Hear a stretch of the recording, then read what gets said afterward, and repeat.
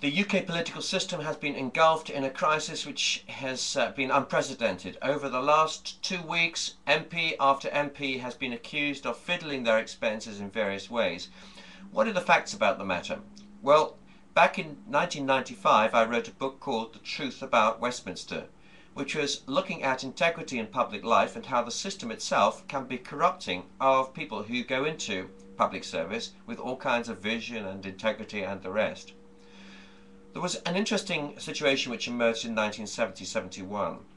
At a time of great financial constraint, there was huge sensitivity about MPs' pay, and the public were felt that they couldn't bear to even think about big pay rises. So the system was tweaked, and with the consent of all political parties, MPs were allowed to increase their benefits, if you like, through an expense system. There was a new system created which was really very generous, and over £20,000 in today's money every year could be claimed for things like second homes, which MPs needed to live near Westminster as well as maintain their own constituency home many miles away, the kitting out of those homes and various other related expenditures.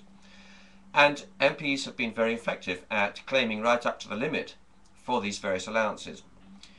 And quite honestly, there's been a blind eye turned by those who are running the system, again with the consent of all political parties, to MPs claiming for just about, well, all kinds of strange things up to that financial limit.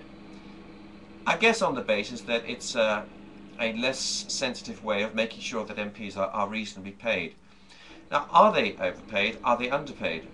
MPs at the moment get between £60,000 and £70,000 in the UK each year as a basic salary. You might say that's a lot, but compared to, say, a family doctor who would earn £110,000, you might say that it's not much at all, especially considering that an MP may have their careers trashed by having to give up their full-time job to enter Parliament and then find they're kicked out of Parliament at the following election, and so on, plus the massive disruption to their families, and indeed massive additional costs which are forced on them by the fact that they could have a constituency over 200 or 300 miles away from the Houses of Parliament, and then they have to invest in a second home to enable them to survive. So that's how the system started. It became corrupted by the very relaxed system for accounting for those expenses. No real audit, no external review body, just groups of MPs supervising themselves and electing a small number of officials who were under huge pressure to conform with whatever the prevailing mood of the House was.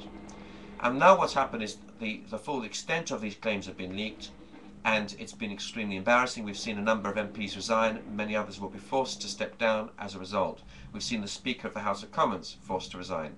It's a mucky business. What's been the impact on the image of public life, and what will happen next?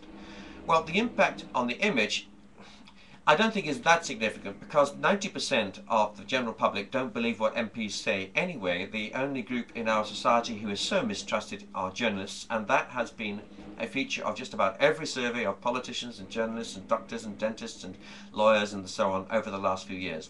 Politicians are almost universally held in contempt anyway, and that is a fundamental challenge to our democratic health.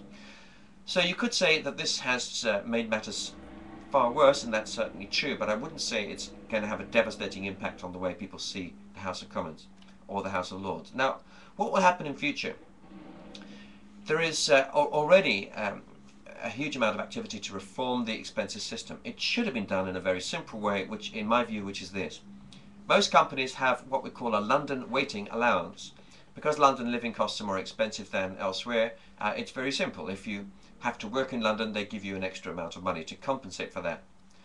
My own view is there should be a reverse London waiting allowance. In other words, with every mile that your constituency is from Westminster, as that distance increases, your allowance increases. And it could be in various stages, so that if you are within, let's say, 10 miles of Westminster, it's nothing, and so on, step right up to a very significant amount if, say, your home is more than 100, 200 miles away.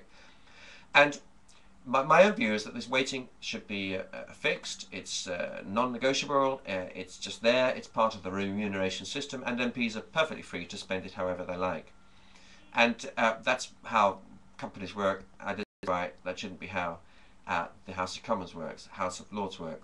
I also think that any and every other additional cost, and that could be, for instance, travel, should be properly audited with full receipts, and the whole of the expenses system should be inspected by an external firm, maybe someone like PricewaterhouseCoopers or something like that, so that the public can be satisfied that all is in order.